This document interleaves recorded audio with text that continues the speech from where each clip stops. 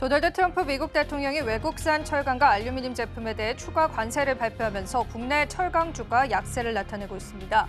세아제강과 또 전거래일보다 주가가 4% 넘게 내려선 종목도 있었고요. 현대제철과 KG스틸 역시도 계속되는 시장의 약세를 나타내고 있습니다.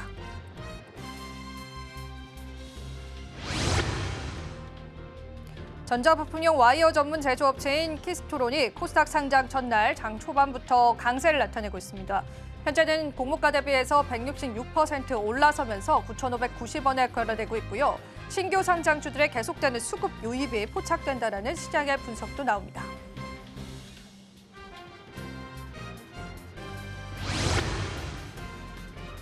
코스닥 상장사인 네이오이문텍이 장 초반부터 약세를 나타내고 있습니다. 대규모의 유상증자를 결정했다는 소식에 투자 심리가 악화한 것으로 풀이되고요. 20% 넘게 내려섰던 네오이문텍은요, 현재는 25%의 낙폭세를 그려내고 있습니다.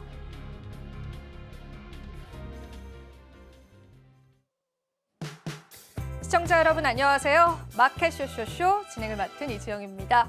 자, 우리 증시 같은 경우에는요, 새 정부 출범이라는 빅 이벤트를 앞두고 다소 쉬어가는 흐름도 연출되고 있는데요. 오늘 쇼쇼쇼에서는요, 2025 국민의 선택 특집 방송을 통해서 대선 이후의 전략들 저희가 면밀하게 잡아볼 예정입니다. 오늘도 오전장과 오후장 시장의 변동성이 있었던 만큼요, 그 변동성을 저희와 파악해 보시고요. 앞으로의 시장 흐름들 살펴보시면 좋겠습니다. 오늘의 코스피 코스닥 흐름 지수부터 바로 한번 살펴보겠습니다. 양지수는 엇갈린 양상들 나타냅니다. 코스피 지수 같은 경우에는 2,700선을 다시금 하회하면서 2,696포인트 나타내고요. 코스닥 지수는 그래도 시장에서 버텨주는 모습들 확인되는데요. 양지수 모두 다 오후장 들어서는 수급빌 전반적으로는 좀 약화되는 게 확인되고 있습니다. 수급도 바로 한번 체크해 보겠습니다. 오늘 코스피 매매 동향입니다. 그래도 외국인 쪽에서 소폭의 매수세를 보여주고요. 오늘 원달러 환율도 비교적 안정적인 흐름도 이어지고 있고요. 아무래도 새 정부 출범으로 외국인에 비해서 국내 증시를 바라보는 시선은 다소 긍정적인 것 같습니다. 개인 같은 경우에도 오늘 시장에선 사들입니다. 기관만 다만 1,700억 원 넘게 덜어내는 모습들 확인됩니다. 코스닥 매매 동향 살펴보시죠. 오늘 코스닥의 매매 동향입니다. 여전히 외국인 많이 담아내고요. 코스닥 대형주와 또 증권주 위주의 매수세가 좀 눈에 띄는 게 확인되고 있습니다. 오늘 개인 같은 경우에는 코스닥 지수에서는 매도 양상을 보여오고요. 기관은 216억 원의 소폭의 매수세 보여주고 있습니다. 시가총액 상위 종목 바로 한번 살펴보시죠.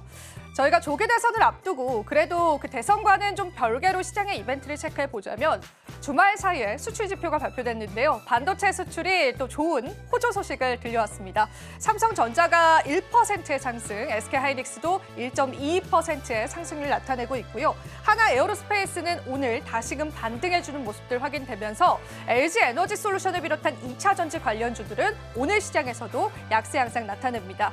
KB금융은 시가총액 5위까지 올라왔었는데요. 아무래도 대선 앞두고 정책의 수혜를 받아갔던 만큼 현재는 차익 실현 매물들 확인되고 있습니다. 4% 넘게 낙폭 그려냅니다. 코스닥 넘어가 보시죠. 코스닥의 시가총액 상위 종목 살펴보겠습니다. 알테오젠 소송 분쟁에 관한 리스크가 좀 해소가 됐습니다. 그 이슈들이 부각받으면서 오후장 들어서도 탄력세 키워가면서요. 현재는 5.9%의 상승을 나타내고요.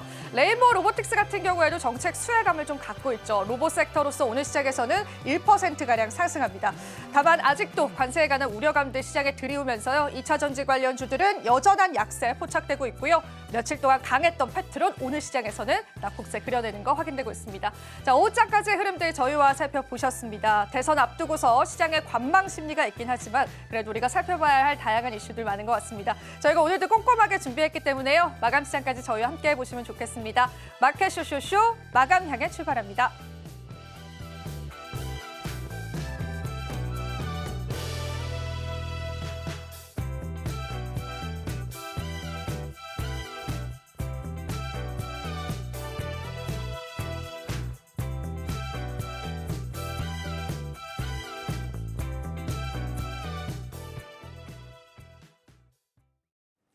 마켓 쇼쇼쇼 2부 2025 국민의 선택 특집 방송으로 이어갑니다. 자, 오늘 이 시간은요. SCTV의 황민혁 전문가님 모셨습니다. 전문가님 어서 오십시오. 네, 안녕하십니까. 네, 오늘 또 증시 상황 어떻게 보시는지부터 점검해 보겠습니다. 네, 일단 아침까지 분위기는 좀 괜찮았었는데요. 국내 증시가 일단은 오후장 들어서면서 주가가 좀 밀렸습니다. 지난 금요일 날 미국 증시는 흔들림이 좀 있었습니다. 그 당시에 내용들을 보게 되면요. 트럼프 대통령이 중국 과거에 마찰이 좀 있었죠. 이 무역 관세에 대해서 중국이 좀 중요한 사항들을 위반했다라고 얘기를 했던 건데요. 그동안 중국하고의 관세, 이 정책이 서로 간의 합의를 할 수 있다는 기대감으로 미국 증시도 올랐고요. 주변국 증시도 올랐었는데 이런 불안감 때문에 다시 한번 미국 증시가 또 흔들리는 모습이 있었어요. 하지만 결국은 다시 한번 시장을 달래는 모습이 또 있었고요. 미국 증시의 변동성이 있었지만 국내 증시는 결국은 트럼프 대통령이 중국하고의 결국은 합의를 할 것이다라는 이런 신호와 함께 주가가 크게 영향을 주지는 않았는데 하지만 국내 증시에는 좀 불안 요소가 하나 있습니다. 바로 이제 내일 이 대선을 앞두고 있다는 거죠. 국내 증시 전체적인 분위기가 최근 들어서 많이 올라오고 있었는데요. 이 대선을 앞두고 약간의 경계감이 있습니다. 물론 대선 이후에 국내 증시를 긍정적으로 보고 있는 그런 이제 시각들이 굉장히 많아요. 하지만 우리가 오늘 같은 경우에는 이제 월요일장입니다. 보통 월요일장의 경우 약세장이 나오는 경우들이 많이 있어요. 그리고 오늘 또 월요일장이라는 점과 내일장은 또 휴장입니다. 그렇기 때문에 휴일을 앞두고 있는 시점에서 역시 경계감이 있을 거란 말이죠. 그래서 오늘 같은 경우에는 전반적으로 수급 동향을 봤을 때도 외국인들의 매수가 들어오고 있긴 하지만 코스피 시장에서의 외국인 매수는 450억 정도밖에 되지 않고요. 반면에 기관 쪽에서의 매도가 좀 강하게 나오고 있어요. 기관 쪽에서의 매도가 나오고 있는 이유. 자, 이 부분은요. 여러분께서 이제 우리가 생각을 해봐야 되는 건 내일 대선이 이제 시작이 되고요. 그리고 이 결과가 일단 나오게 될 거예요. 만약에 펀드 매니저의 입장에서 본다면 전체적인 자금들을 포트폴리오를 구성을 해서 운영을 해야 되는데 대선 이후에 정책의 방향이 어떻게 바뀔지 모른다는 거죠. 그래서 지금 기관 쪽에서의 그 매도 물량은 대선 이후에 포트를 재구성하기 위해서, 즉 리밸런싱을 하기 위해서 지금 준비를 하고 있는 과정이다라고 생각하셔야 됩니다. 대선 이후에 정책들의 변화가 있을 거고 거기에 맞는 그 종목들을 새롭게 이 매수를 꾸려갈 거기 때문에 오늘 기관 쪽에서의 매도 그리고 나서 기관 쪽에서 내일 이후로 이 매수가 들어오는 섹터들 쪽으로 우리가 조금씩 접근을 해보시는 게 지금 시장에서의 중요한 투자 포인트라고 저는 생각을 하고 있어요. 그래서 여러분들도 수급을 보실 때 지금은 외국인 쪽에서의 수급은 이 수급 자체가 단기 수급입니다. 외국인들의 수급이 좋아지고 그다음에 주가를 끌어올리려면 중장기 수급이 들어와 줘야 되는데 지금 외국인들의 수급은 단기 수급밖에 되지 않기 때문에 지금 오늘 이후로 투자의 포인트를 맞추게 된다면 외국인 수급보다는 기관 쪽 수급에 좀 초점을 맞춰서 가져가시는 게 수익률 측면에서 유리하다. 이렇게 말씀드리고요. 그리고 오늘 미국에서 또 트럼프 대통령이 철강 관세를 좀 올렸습니다. 25%에서 50%를 올리면서 그동안 철강주들도 잘 올라가다가 오늘 한번 주저앉았는데요. 철강 쪽에서의 관세 50%의 부과 소식 자체는 굉장히 큰 악재예요. 그렇기 때문에 일시적으로 철강주들이 좀 흔들렸다가 다시 또 어느 정도 반등이 나온다 하더라도 지금으로서는 이 반등을 노리면서 매수 접근하는 것보다는 아무래도 지금은 좀 당분간 철강주에 대해서는 투자를 하는 건 조금 이제 좀 관심 밖에서 조금 멀리 두시는 게 오히려 좋지 않을까라고 생각이 들고요. 철강주들의 경우에는 당분간은 투자를 하지 않는 것도 하나의 중요한 방법이라고 생각합니다. 어쨌든 지금 최근 들어서 여러 가지 시장이 올라가는 데 있어서 올라갔던 업종들이 분명히 있을 거예요. 하지만 대선 이후로는 아마도 좀 많은 부분에서 변화가 있을 거예요. 그렇기 때문에 여러분들도 오늘 당장 이 시점에서 떨어졌다고 해서 매수에 접근하기보다는 대선 이후 결과를 보면서 기관 쪽 수급을 따라서 매매를 하신다면 조금 더 좋을 것 같다. 이렇게 말씀드리도록 하겠습니다. 네. 기관 투자자에 좀 집중하면서 매매 전략 세워보시고요. 다시금 들이우고 있는 관세 리스크에 해당하는 그런 섹터군들을 피해보시는 전략도 중요할 것 같습니다. 저희가 오늘 대선 특집을 맞이해서 5장 주도 섹터 준비를 했습니다. 구체적인 투자 전략도 여러분들 세워보시면 좋겠고요. 저희는 시장 한번 살펴보고 오겠습니다. 잠시 후에 다시 찾아뵐게요.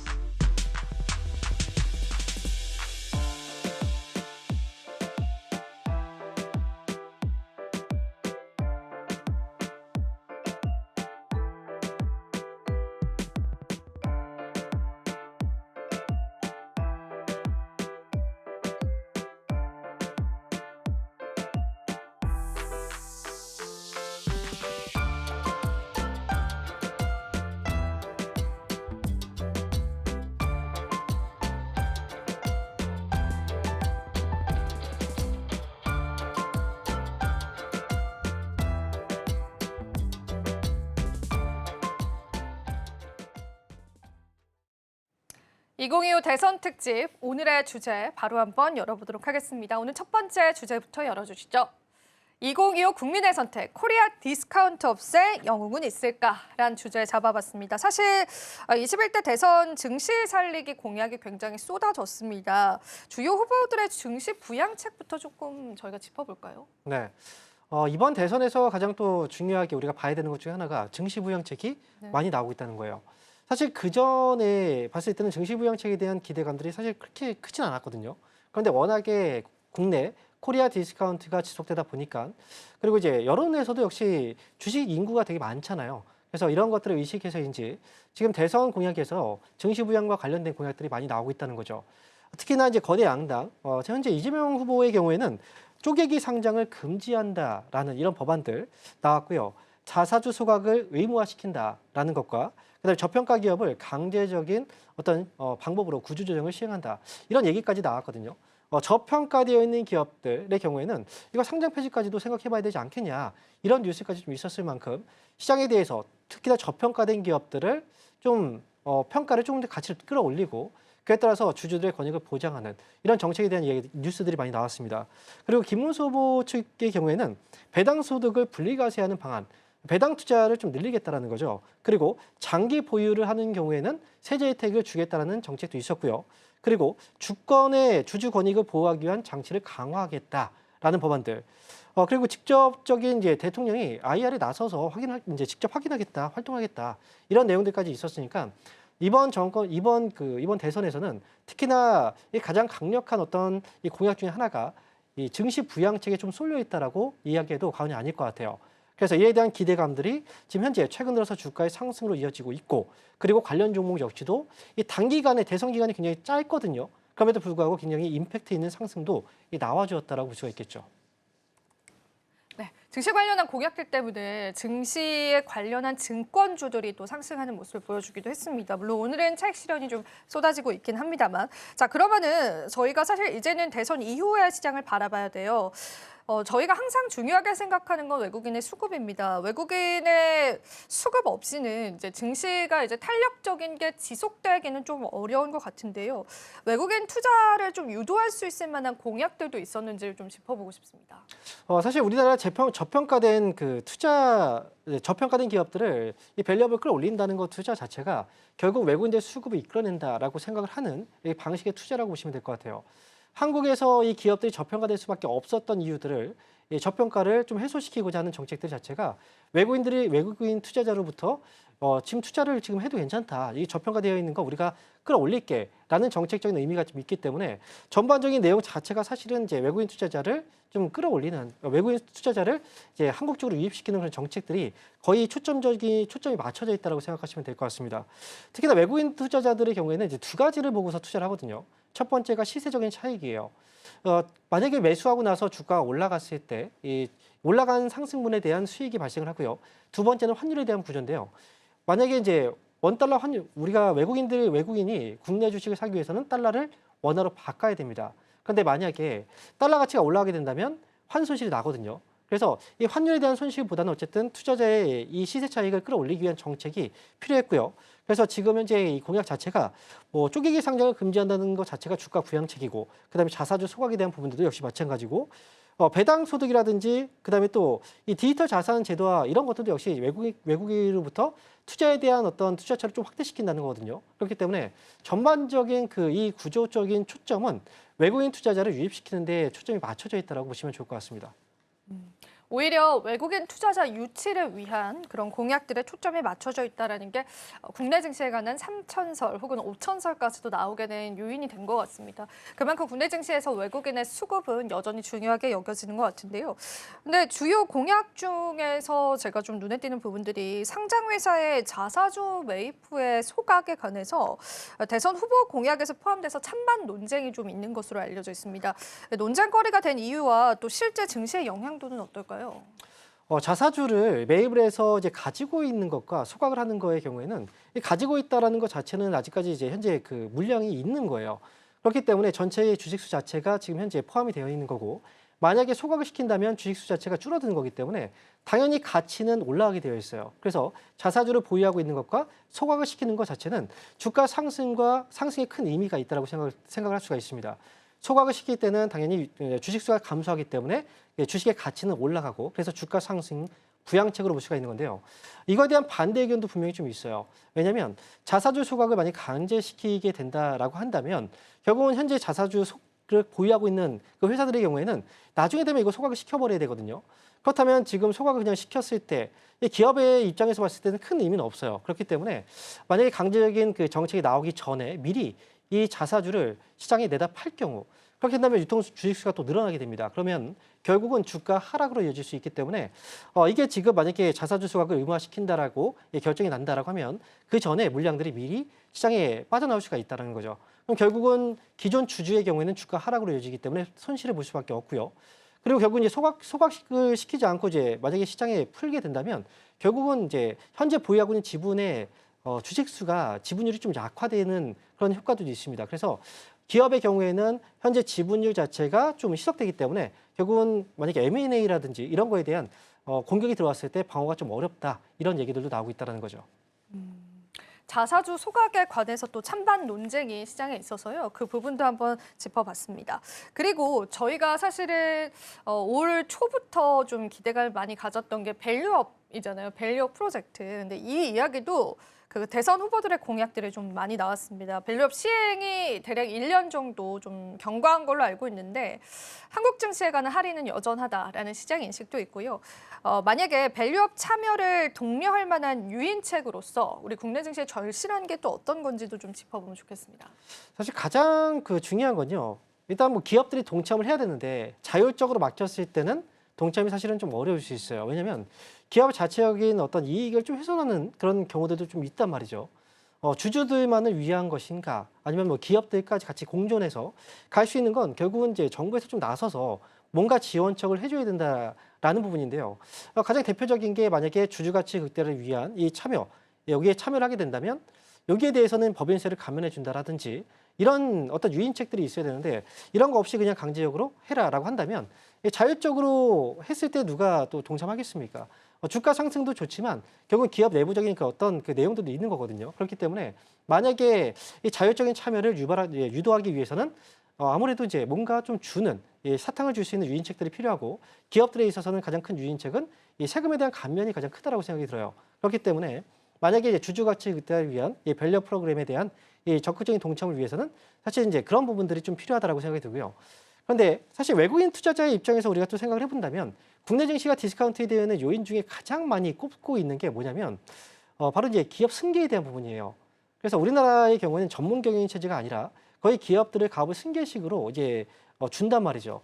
그 과정에서 만약에 똑똑한 그 자녀들이 이제 만약 맡게 된다면 정말 그 회사는 커질 수가 있겠죠. 하지만 그게 아니라 만약에 이제 경영을 할 때 조금 위험 요소가 있는 그런 사람들이 만약에 뭐 경영을 승계를 받게 된다면 당연히 그동안의 그 이익에 대한 부분이라든지 성장성이 다시 또 정체되거나 아니면 또 악화될 수가 있습니다. 그래서 외국인 투자자들이 항상 이제 국내 증시에 대한 그 저평가 요소로 가장 먼저 뽑는 게 전문 경영 체제가 아니다. 이 부분들을 굉장히 많이 뽑고 있거든요. 그래서 앞으로 만약 개선책이 된다면 이 부분에 대해서도 또 개선에 대한 의지가 좀 필요하지 않을까. 실제로 얼마 전에 경영권 분쟁이 있었던 한미그룹 같은 경우에는 실제로 이제 저희가 전문 경영 체제로 이제 바뀌었잖아요. 물론 그 안에서 이제 충돌이 좀 있긴 했었지만 결국은 우리나라 같은 경우에도 선진국들처럼 조금은 전문 경영인들을 좀 두면서 경영하는 것도 하나의 또 이 저평가를 해소시킬 수 있는 방법이 아닐까라고 말씀드릴 수가 있겠습니다. 그 부분까지도 저희가 같이 한번 짚어봤습니다. 이렇게 해서 첫 번째 주제 마무리해보고요. 2025 대선 특집 두 번째 주제 바로 한번 살펴보겠습니다. 오늘의 두 번째 주제입니다. 2025 국민의 선택, 주가로 보는 정치 민심에 관해서 이야기를 나눠보겠습니다. 폭등하던 정치 테마 섹터가 사전투표가 시작되자마자 하락세를 나타냅니다. 자, 깜깜이 기간 분석도 있는데요. 이 깜깜이 기간이 무엇인지 좀 분석을 해보고 왜 국내 증시에 이런 현상이 나오는지도 같이 짚어보겠습니다. 이 깜깜이 기간이라는 게 우리가 지금 이제 어떤 사람이 대선에서 실제로 당선이 될 가능성이 높을까라는 라는 사실 이제 우리가 사전 조사가 있잖아요. 네. 이 여론조사들을 하는데요. 이 여론조사를 할 수 없는 기간, 그 기간이 바로 이 깜깜이 기간이라고 보시면 돼요. 날짜로 본다면 5월 28일 0시부터 해서 대선 선거 당일 오후 8시까지 여론조사가 금지되는 기간입니다. 그렇기 때문에 누가 당선이 될지 이 부분에 대해서 예측이 좀 어려운 그런 상황이고, 여기에서 누가 될지 모르기 때문에 거기에서 나오는 이제 차익 매물, 이 부분이 오늘 국내 증시에 반영되고 있다. 뭐 이렇게도 해석을 할 수 있는데요. 사실 제가 볼 때는 조금 다른 부분이 있다라고 생각이 들어요. 우리가 이제 어떤 후보가 당선이 될지 아직은 모르죠. 하지만요, 누가 됐던 간에 우리가 이제 정치 테마주들 같은 경우에는 당선 전후로 이 주가가 많이 떨어지는 경우들이 있습니다. 이게 차익 매물이 나오기 때문일 수도 있는데요. 그리고 깜깜이 기간 이 부분도 있겠죠. 하지만요, 역대 대통령의 대선 공약, 그리고 이 공약이 이행됐을 때 이행률은 우리가 지금껏 조사해본 결과 50%가 채 되지 않아요. 대부분 다 공약은 얘기를 했지만 이 말한 공약이 한 절반도 이루어지지 않았다는 거죠. 지금까지 올라갔던 종목들이 인맥 관련주도 있죠. 그리고 또 특정 정치인과의 어떤 지역과 관련된 그런 종목들도 있을 거예요. 하지만 정책에 관련된 종목들도 있는데 이 정책이 공약은 했지만 나중에 시행이 안 될 수도 있기 때문에 또 어떤 공약이 시행될지 모르기 때문에 거기서 오는 이 매도 물량들이 나오고 있다. 이렇게 볼 수도 있겠죠. 그래서 보통 정치 테마주들의 경우에는 선거 이 당일날 그 전후로 해서 주가가 많이 빠지는 경우들이 있고요. 그리고 다음의 상승분 자체가 공약이 시행되면서 이 공약은 시행이 되는구나. 그때 반응이 오는 경우들이 있습니다. 그래서 정치 테마주 이 공약과 관련된 종목들 역시도 공약이 이행이 안 될 수 있는 종목들은 너무나 많이 하락이 나올 수가 있기 때문에 지금은 그 부분을 예측하고서 갈 수가 없어요. 그렇기 때문에 지금은 매도가 나오는 건 어찌 보면 당연한 현상이다. 이렇게 볼 수가 있겠습니다. 깜깜이 기간에 관해서 한번 짚어봤고요. 일단 불확실성이다라고 좀 해석을 해볼 수 있겠습니다. 그래서 이제 증시 자체가 어느 정도의 조정 국면이 나타났는데요. 중요한 거는 역대 대선을 좀 짚어봤었을 때, 특히나 이렇게 조계 대선 이벤트가 있었을 때는 증시가 좀 상승하는 경향이 있었고, 대선이 막상 이제 끝나고 나서도 상승을 하더라고요. 그래서 혹시 국내 증시에서 이제 추가 상승을 예상하는 그런 시선들도 많은 것 같습니다. 하지만 한국 증시는 이제 세론 현상이 좀 잘 나오잖아요. 이번 맞아요. 대선 역시도 세론 현상이 나오지 않을까 그런 또 얘기가 나오는데요. 전문가님 보실 때는 하락과 또 상승 중에 어디에 베팅을 하시는지 좀 짚어보고 싶고요. 그리고 이제 눈여겨볼 만한 상승 섹터들 조금 짚어주시면 감사하겠습니다. 네. 일단 먼저 이 조기 대선에 대한 얘기를 했을 때 사실 우리가 역사들이 그렇게 많지는 않거든요. 예. 과거에 이제 문재인 정권 당시에 보시면 그때가 2017년도예요. 그 당시에 이제 당선되고 나서 주가가 오랫동안 올라갔던 적들이 있었어요. 역시 이제 정권이 불안했기 때문에 새로운 정권이 출범됐고 뭔가 기대감이 좀 더 컸기 때문에 주가가 올라갔는데, 하지만 과거 윤석열 정부, 그다음에 박근혜 정부, 이명박 정부 당시에 보시면 주가 올해도 빠졌던 적들이 많이 있었어요. 그래서 지금 같은 경우에는 이게 과거에 이렇기 때문에 앞으로 또 이럴 것이다라는 추측들보다는 제가 볼 때는 그 당시의 흐름이 되게 중요하다고 생각을 하거든요. 예를 들어서 이제 이명박 대통령 당시의 흐름이 2008년도였습니다. 2008년도는 미국의 금융위기가 터졌을 때였죠. 그때 당시에는 당연히 빠질 수밖에 없었던 그런 분위기였고요. 그리고 이 박근혜 이후에 이제 문재인 정부 때의 경우에는 굉장히 오랜 기간 동안에 이 갇혀있던 흐름에서 곧 이제 올라가기 시작했던 그 시기에 정권을 잡았단 말이죠. 시장의 분위기가 아마 그 부분 때문이라고 저는 생각이 들거든요. 이번 같은 경우에는 분명히 또 기대감도 분명히 좀 많이 있고, 최근 들어서 주가가 또 오름세를 보여주고 있기 때문에 이번에 차기 정권이 들어서고 나서, 그리고 아무래도 이 국내 증시에 대한 부양책들이 굉장히 많이 있어서 이 기대감으로 인해서 앞으로 주가는 조금 더 상승이 가능하지 않을까, 이렇게 조심스럽게 예측을 하고 있고요. 그리고 여기에서 과연 어떤 섹터를 좀 봐야 될까? 제가 볼 때는 이제 전통적으로 지금 최근 들어서 계속해서 올라가는 랠리 안에 있던 종목들이 있어요. 대표적으로 증권주거든요. 오늘 같은 경우에도 시장이 좀 흔들리지만 결국은 증권주는 오늘도 올라오고 있습니다. 결국 증시 부양책 자체가 증권주한테는 호재가 될 수밖에 없었죠. 그래서 증권 관련주들의 경우에는 그동안 디스카운트도 많이 이루어졌었고 앞으로의 흐름도 조금 더 추가적인 상승 여지가 좀 가능하다라고 생각이 들고요. 그리고 공통적인 공약에 대해서도 우리가 좀 주목을 해볼 만해요. 공통적인 공약 자체가 경제 성장을 촉진시킨다는 정책과 그다음에 증시를 활성화시킨다는 정책, 그리고 부동산 공급을 확대시킨다는 정책, 부동산 시장에 역시 훈풍, 그렇다면 건설주도 역시 상승이 조금 더 유지될 가능성이 있다라고 보여지고요. 그리고 AI 강국과 관련해서 뭐 데이터 센터라든지 이런 부분에 또 이 초점이 좀 맞춰져 있다라는 점을 봤을 때는 아무래도 AI 쪽과 관련된 이 종목들의 모멘텀들도 지속되지 않을까. 거기에 있어서는 에너지 쪽도 역시 하나의 상승 모멘텀이 될 수 있다고 생각이 들어요. 그래서 지금은 어떤 특정 한 정치인에 대한 어떤 테마에 집중하기보다는 전체 포괄적으로 공통적인 분모에 좀 초점을 맞춰서 대응하시는 것도 저는 좋을 거다. 이렇게 말씀드리겠습니다. 여러 가지 섹터들 짚어주시면서요. 대응점들 같이 함께 봤습니다. 그러면은 저희가 또 한 가지 짚어볼 게 이제 대선 후에 저평가된 중소형주들도 이제는 좀 올라오지 않을까 그런 이야기가 나옵니다. 사실 국내 증시에서 저평가된 중소형주들이 상당히 많은 걸로 알고 있어요. 그래서 이 수급 이동에 따른 일시적인 상승일지 아니면 이런 섹터와 종목군들에게도 기회가 좀 열릴 수 있을지 그 부분은 어떻게 보세요? 증시 부양책이 대형주들만 포함되는 건 아니거든요. 결국은 중소형주에도 역시 마찬가지일 거고요. 그리고 이제 최근 들어서 보시면 R&D 쪽에 투자를 굉장히 좀 많이 준다라는 이야기들이 좀 있었잖아요. 결국은 이제 강소기업들, 이런 기업들에 대해서는 수출도 증대시키고 투자도 많이 활성화시킨다라고 했기 때문에 대형주의 투자의 포인트를 맞추기보다는 중소형주 쪽도 역시 이제부터는 좀 흐름이 돌 가능성이 높다라고 생각이 들어요. 최근에 급등이 만약에 나왔다고 한다면 그 종목들에 대해서는 일시적인 조정이 좀 있을 거예요. 그렇기 때문에 앞으로 정책이 또 시행이 되면 그에 대한 또 반응이 또 오게 시작할 거거든요. 결국은 시장이 올라간다고 하면 대형주들만 올라가는 건 아니고요. 대형주의 상승과 함께 중소기업들, 그 중에서도 역시 정책의 핵심이 되는 강소기업들, 이 기술력이 좀 뛰어난 기업들은 아무래도 앞으로 상승도 충분히 가능하다라고 볼 수가 있기 때문에 중소형주 투자도 제가 볼 때 대선 이후로도 아무래도 기관 쪽에서도 굉장히 좀 많은 자금들이 거기 유입되지 않을까 이렇게 예상을 하고 있습니다. 이제 가장 중요한 질문을 해야 될 것 같습니다. 사실 지금 우리가 마감 5분 정도 남겨놓고 있잖아요. 마지막 매도의 기회일까요? 지금 정시테마주 어떻게 보세요? 네, 가장 중요한 질문이라고 해서 네. 좀 누가 될 것 같냐라고 물어보는 줄 알고 깜짝 놀랐습니다. 그런 건 안 긴장을 좀 되죠. 했는데 지금 같은 경우에 좀 매도의 기회다라고 생각하기에는 오늘 주가가 좀 많이 흔들렸거든요. 예. 그렇기 때문에 제가 선제적인 반응이 좀 나왔다라고 생각을 해요. 그래서 오늘 장은 저는 조금 기다렸으면 좋겠습니다. 대선 이제 내일 쉬잖아요. 휴일 이후에 수요일장을 보고 나서 대응해도 저는 늦지 않는다고 생각이 들고요. 만약에 대응을 했다라고 한다면 오늘 오전에 시작했을 때 대응을 했다면 그러면 됐었죠. 하지만 지금 이미 어느 정도 시간이 흘러왔고 내일 당장 대선을 목전에 두고 있는 상황에서 굳이 여기에서 우리가 매도를 좀 할 필요는 없다라고 생각이 들고요. 그리고 제가 앞에서 전망했지만 시장이 잠깐 흔들릴 수는 있어요. 하지만 결론적으로 봤을 때는 증시 부양책에 대한 효과가 시장을 밀어올릴 힘이 더 크다라고 생각하기 때문에 모든 종목들을 지금 팔 필요는 없다. 저는 지금은 가져가는 게 오히려 현명한 투자다. 이렇게 말씀드리겠습니다.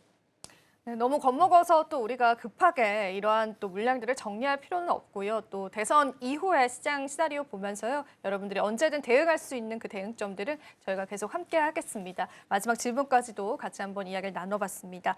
자, 저희가 또 2025 대선 특집 앞두고요. 황민혁 전문가님과 함께 봤습니다. 전문가님 오늘도 도움 말씀 감사합니다. 네, 감사합니다.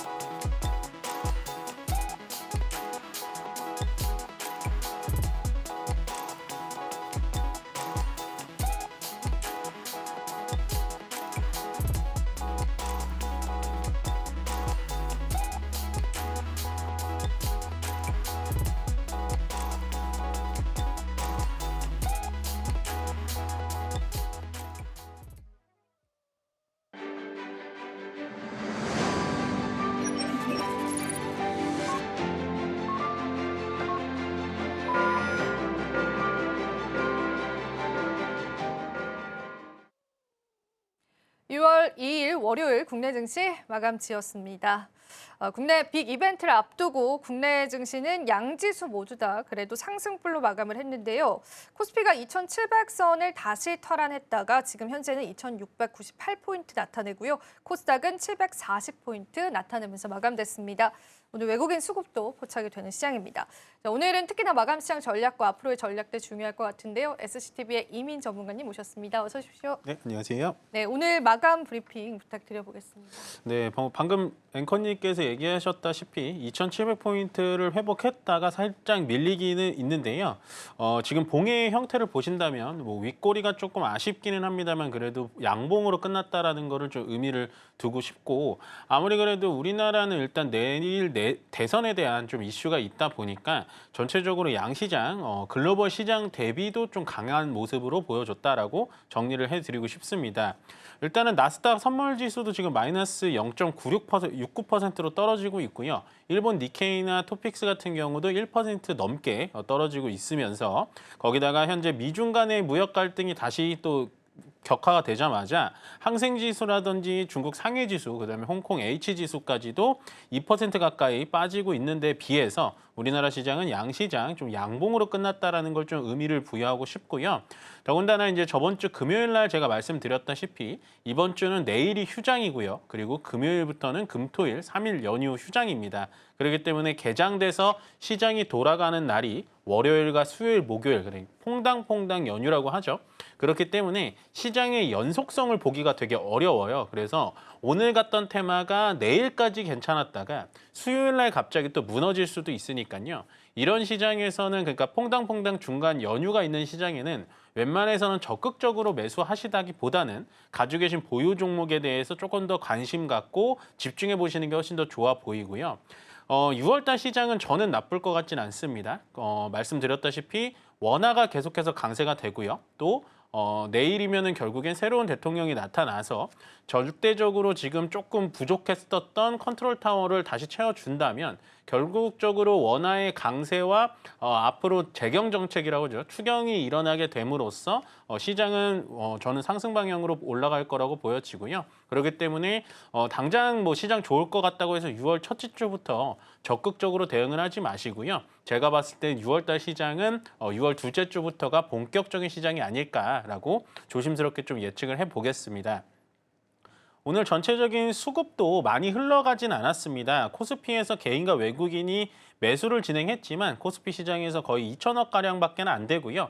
기관 쪽에서는 이제 금융투자가 1,900억 매도를 진행한 거 큰 의미 없다라고 보여지고 코스닥에서는 오늘 상승을 해주다 보니까 개인들이 차익 실현 매물로 1,000억 정도 나왔는데요. 큰 수량 아니니까 신경 안 쓰셔도 될 것 같고 다만 오늘은 이제 선물과 옵션 쪽에서 외국인들의 매도세가 있었는데 이거는 역시나 이제 미중 간의 갈등, 그다음에 미국에 대해서 무역 갈등의 재점화 뭐 이런 게 나오다 보니까 전체적으로 조금은 좀 눈치 보기 장세다라고 보시면 되는데요.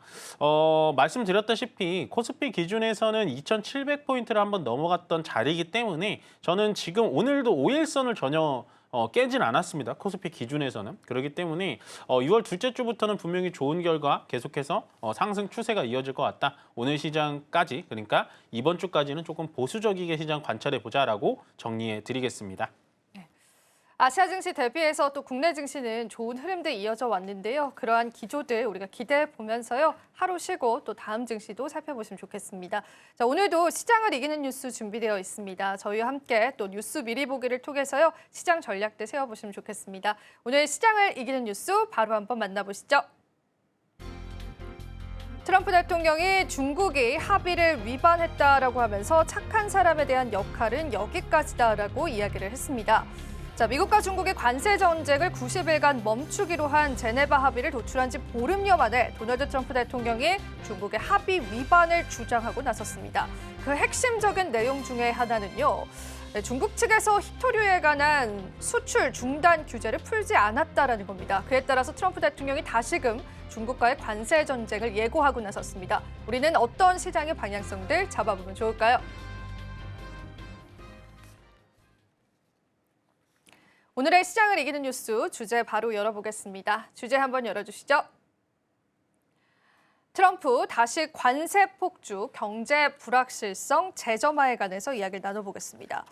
자, 우선은 저희가 이게 어떻게 된 일인지 한번 타임라인을 정리를 해볼까요? 네, 일단은 트럼프 대통령이 역시나 또 잊을만 하니까 다시 한번 또 주인공으로 등극을 해 주시는데 일단은 스위스 제네바에서 있었죠. 미중 간의 갈등이 봉합이 어느 정도 좀 되면서 시장 자체가 조금 안정화를 되찾으면서 그때만 해도 이제 아시아 증시와 미국 증시 전체적으로 V자 반등이 들어왔습니다. 뭐 트럼프 대통령 설명은 뭐 로켓처럼 증시가 많이 올라갔었는데요.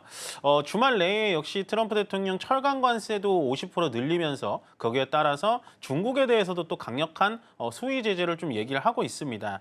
가장 중요했던 부분은 뭐냐면 일단 중국의 히토류라는 거를 지금 미국에 수출을 안 해주고 있는 것 같아요. 그렇기 때문에 아마도 이 히토류라는 게 굉장히 좀 중요하거든요. 전체적으로 F-35라는 미국의 전투기를 만들 때도 이 히토류 한 대당, 그러니까 비행기 한 대당 히토류가 한 400kg 정도 넘게 들어가고요. 거기다가 지금 2차 전지, 전기차를 만드는 구동 모터에도 자석, 네오디뮴 자석이라는 게 들어가는데 이렇게 되면은 자동차 산업도 멈추게 되고 거기다가 반도체에도 또 이 히토류가 들어갑니다. 그러니까 이 히토류라는 게 굉장히 중요한데요. 현재 미국에는 아마 반입을 아직까지 안 하는 걸 봐서는 현재 미중 간의 갈등은 여전히 끝난 건 아니다라는 생각이 들고 그래서 지금 이제 스콧 베센트 장관이 또 시장이 무너질 것 같으니까 트럼프 대통령을 좀 말리면서 오늘 트럼프 대통령과 시 주석이 통화를 할 거다라는 약간 좀 부드러운 어조를 얘기를 하니까 시장은 발작을 일으키진 않았는데 우리나라를 제외하고는 현재 중국 증시라든지 일본, 대만 다 빠지는 걸 보면은 아마도 오늘 새벽에는 미국 증시는 어느 정도 충격이 또 오지 않을까라는 생각을 하고 있습니다. 그에 반해 이제 중국에서도 또 지금 언론 기사가 계속 나오고 있는데요. 미중 간의 이 무역 갈등은 우리가 잘못한 게 아니라 미국이 먼저 잘못했다라고 얘기를 하고 있어요. 이게 뭐냐면 제가 봐도 솔직히 그렇거든요. 뭐 중국 편을 든다라는 얘기가 아니라 미중 간의 갈등이 어느 정도 봉합이 됐는데 되자마자 미국에서는 뭘 했냐. AI 반도체, 고성능 반도체에 대해서 더 수출을 엄격하게 통제를 했고요. 그 다음 날에는 수출 품목 중에서 반도체 설계 회사들한테 중국에다 수출을 못하게 막았고 거기다가 뭐 하버드를 시작으로 중국 유학생들에 대해서는 비자를 전격적으로 또 금지를 하는 약간은 좀 중국 입장에서는 또 억울할 수 있겠다라는 생각이 좀 듭니다. 다만 지금 미중 간의 갈등이 아직도 끝나지 않았다라는 게 여러분들께 제가 전해드리고 싶은 키포인트고요. 그만큼 현재 미국도 중국의 히토류, 이 중히토류라는 게 굉장히 중요하기 때문에 이 히토류에 대해서는 미국도 중국을 어떻게 할 수가 없구나라는 생각을 하시면 좋을 것 같습니다. 그래서 저는 이 히토류를 중국에서 지금 반출을 하지 않고 있는 부분에 대해서 우리나라에 대해서 상당히 걱정을 했는데요. 제가 자료를 좀 찾아보다 보니까 현재 중국은 독일의 폭스바겐이라든지 독일 자동차 업체한테는 이 히토류를 지금 반출을 해주고 있고 그다음에 EU, 유럽연합의 반도체 회사들한테도 지금 수출을 해주고 있다고 합니다. 거기에 따라서 한국 업체한테도 현재 수출 허가를 좀 내주고 있다라고 하니까 우리나라에는 직접적인 영향권은 없겠지만 제가 걱정되는 건 미중 간의 갈등이 어느 정도 또 다시 불이 일으켜진다면 결국엔 시장이 예전에 이제 4월 6일처럼 V자로 폭락은 하진 않겠지만 추가적인 상승을 하는 데는 어느 정도 좀 과속 방지턱이 걸릴 수 있겠구나라는 예측을 하면서 시장을 좀 저와 같이 헤쳐나가야 될 것 같습니다. 히토류 자체 수출 중단에 관한 문제보다는 미중 간의 갈등이 계속 고조화됐었을 때 전반적인 글로벌 증시가 위축될 수 있다라는 그런 큰 그림 속에서의 불안감이 더 많은 것 같습니다. 여러 가지 또 타임라인들 풀어주셨는데요. 그래서 시장 이해도가 더 깊어진 것 같습니다. 그럼 오늘 사실 이슈가 됐던 거는 철강 관세 50% 이야기입니다. 이것 때문에 철강주들이 큰 폭의 하락을 겪었는데요. 이 부분도 우리가 어떻게 헤쳐나가야 될까요? 일단은 제가 말씀드렸다시피 관세에 리스크가 있는 테마는 들어가지 않는 게 좋아요. 그러니까 되게 저점이잖아요. 네. 많이 자동차도 많이 떨어져 있고 철강도 많이 떨어져 있어서 저점이라서 좀 물타기를 해볼까 이럴 수 있는데 이렇게 종목을 선정하실 때요. 리스크가 좀 많거나 노이즈가 좀 많은 종목들은 웬만해서는 아직도 쳐다보지 않는 게 좋을 것 같습니다. 뭐 철강은 오늘 생각보다는 되게 잘 버텼어요. 저는 조금 더 떨어질 거라고 생각을 했었는데 관세가 25%가 됐던 50%가 됐던 크게 시장에서는 이제는 좀 면역력이 좀 생긴 것 같습니다. 근데 반대로 또 얘기를 드리자면요. 면역이 생긴 대신 이제는 추가적으로 기술적인 반등 말고는 반등의 모멘텀은 아직 찾기는 좀 어렵기 때문에요. 저는 지금 현재 관세에 대해서의 이제는 시장은 공포로 받아들이진 않지만 그래도 아직 관세에 대해서 리스크가 있는 테마에 대해서는 아직도 쳐다보지 않는 게 훨씬 더 좋아 보인다라는 의견 전달해 드리겠습니다. 예전부터 좀 말씀을 해주셨는데 이제 관세가 아직 완전히 끝난 건 아니기 때문에 그 리스크를 안고 있는 기업들은 여전히 전략 잡는데 여러분들 보수적으로 가져가시는 게 맞는 것 같습니다. 그러면은 이제 저희가 2025 이제 대선 특집으로서 여쭤보고 싶은 게 신정부 출범에서 제일 기대가 되는 거는 7월달 패키지 합의인 것 네. 같아요. 어떻게 관세를 좀 합의를 해놓을 것인가 그 부분인 것 같은데 어떻게 좀 시나리오 예상하세요? 일단은 그거는 이제 그분들이 좀 잘 해주셔야겠죠. 그렇죠. 예, 네. 제가 뭐 예측할 수 있는 부분은 아닌 것 같아요. 한계가 있는 것 예, 같습니다. 그냥 잘 해주셨으면 좋겠다라는 생각이 드는데 제가 긍정적으로 보는 건 뭐냐면 컨트롤 타워가 없다가 생기는 거기 때문에 어느 정도의 합의가 좀 빨리 일어날 것 같아요. 왜냐하면 우리나라가 미국한테 줄 만한 과일들이 꽤 있잖아요. 뭐 원자력이 있을 수도 있고요. 원전은 갑자기 테마가 확 떠올랐고 미국이 필요한 거고 거기다가 전력기기도 현재 미국에서 노후화된 거를 빨리 교체를 해줘야 되고요. 그다음에 가장 중요한 건 역시나 조선입니다. 조선 쪽에 대해서 MRO 사업을 현재 하나오션이 하고 있지만 현대중공업도 같이 MRO 사업을 진행을 하고 있고요. 거기다가 마지막에 현재 미국 트럼프 대통령이 가장 하고 싶어하는 게 알래스카 LNG 사업입니다. 근데 LNG 사업 쪽에서는 강간 쪽 말고 제가 LNG 탱크라든지 LNG 선박 아니면 LNG 플랜트 이쪽을 보라고 말씀을 드린 건 결국엔 강관이라는 건 미국의 US 스틸도 할 수가 있어요. 우리나라가 그거를 뭐 특수한 특수강관을 잘 만들어서 들어갈 리는 거의 만무하다라고 보여집니다. 그렇기 때문에 이러한 우리들만의 이 협상의 무기들이 어느 정도 저는 장착이 되어 있다라고 보여지고 미국도 우리나라가 없이는 혼자 독단적으로 갈 수가 없어요. 일례로 들면 대만과 우리나라가 없으면 반도체를 못 만든다라고 말씀을 드렸죠. 그렇다시피 아마도 없었던 컨트롤 타워가 생겼기 때문에 저는 이번에 이제 협상이 들어가서 빨리는 협상을 안 하셨으면 좋겠어요. 왜냐하면 영국 말고는 지금 모든 나라가 다 협상을 대기 중이거든요. 인도랑 일본도 되게 빨리 할 것 같은데 무슨 이유가 있는지 되게 시간을 지연시키는 그런 전략을 펼치고 있어서 아마 저보다 더 잘 하시겠지만 제가 이제 높아심의 말씀을 드리는 건 우리가 가지고 있는 협상 기술, 협상 무기에 대해서도 충분히 미국과의 뭐 협상 우위를 점할 수는 없겠지만 어느 정도의 과실을 좀 따올 수 있는 그런 좀 컨트롤 타워가 됐으면 좋겠다라고 말씀드리겠습니다. 우리는 사실은 기다릴 수밖에 없는 입장인데요. 그래도 이제 다행인 거는 다른 국가들이 트럼프 정부와의 합의점들을 조금 잃어가는 과정 속에서 우리는 일단은 그 시나리오들을 알고 있다라는 부분인 것 같습니다. 그래서 유리하게 또 이러한 합의점들이 도출되기를 좀 바라보겠고요.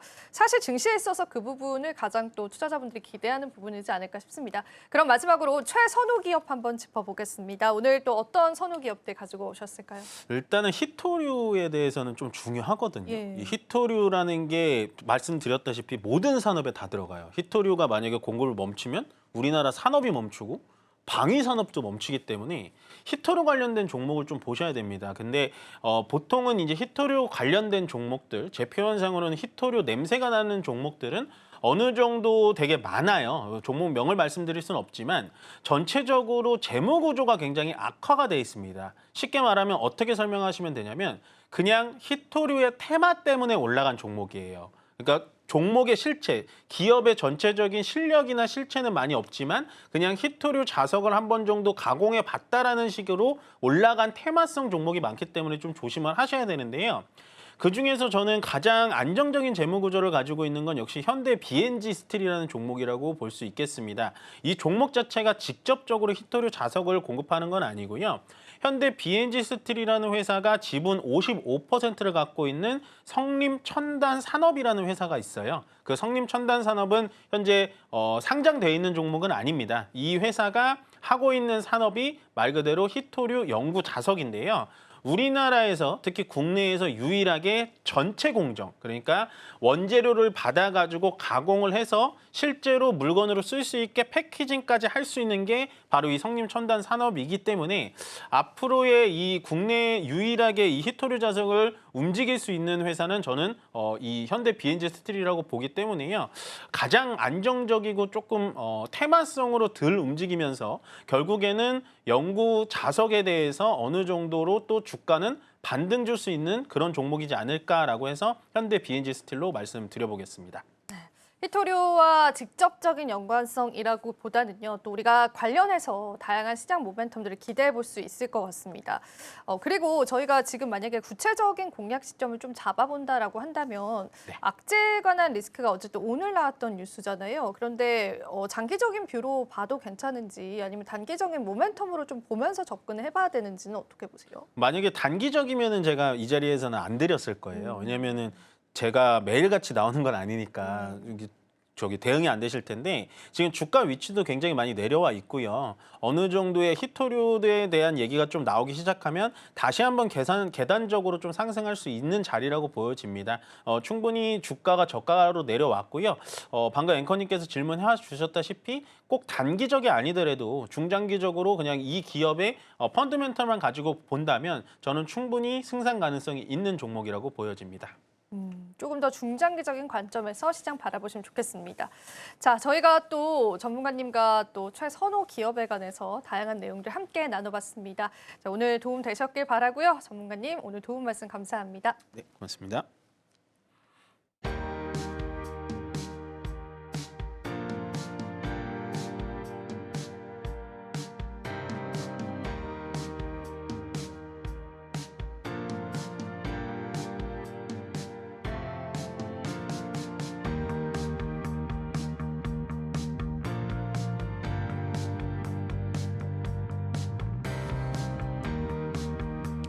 마켓 쇼쇼쇼 2025 국민의 선택 대선 특집 이렇게 저희가 열심히 한번 꾸려봤습니다. 내일이면 드디어 대통령 선거일인데요. 국민의 한 표 한 표가 모여서 새 정부가 출범됩니다. 결과가 어떻게 되더라도요. 다시 도약하는 대한민국 또 다시 도약하는 국내 증시가 되길 바라보겠습니다. 저희는 오늘 여기서 물러가 보겠습니다. 저희 방송 제공해드리는 정보는 투자 판단에 대한 조언일 뿐입니다. 가치 판단과 상승 하락을 보장하고 있지는 않다는 점 다시 한번 유의 부탁드립니다. 저희는 하루 쉬고요. 또 좋은 시장 전략들 함께하겠습니다. 시청해주신 여러분 고맙습니다.